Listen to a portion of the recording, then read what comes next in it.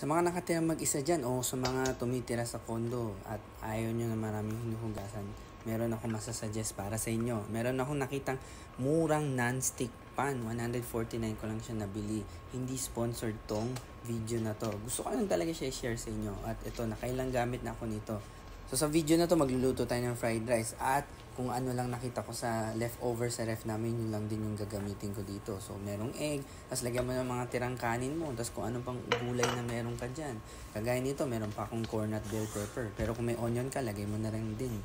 And then, kung anong seasoning gusto mo, kung gusto mo, medyo shortcut na, nor seasoning, lagay mo. Or kung gusto mo, oyster, soy sauce, at ang masasabi ko lang dito sa non-stick pan siya, diba? Mix mo lang siya. Pero syempre, mag-iingat ka pa rin. Kasi gagamit ng metal spoon. And then, pag hinuhugasan mo siya, kung gagamitin ng mga steel wool o kung ano man makaka-damage dito. And then, pag medyo matigas pa yung kakaluto mo lang, ibabad mo lang ng tubig, maybe 1 hour, 2 hours. Or kung di ka naman nagmamadali, ay ibabad mo na lang siya ng mas matagal. Para pag hinugasan mo siya, mas malambot na siya. And then, kung matigas pa rin, just make sure huwag nyo gagamitan ng metal spoon. Huwag nyo din pipilitin. Baka masira yung pagka-teflon niya. Then, ito nilagyan ko na lang ng leftover na chili sauce na nabili ko dati nung nag-take out ako.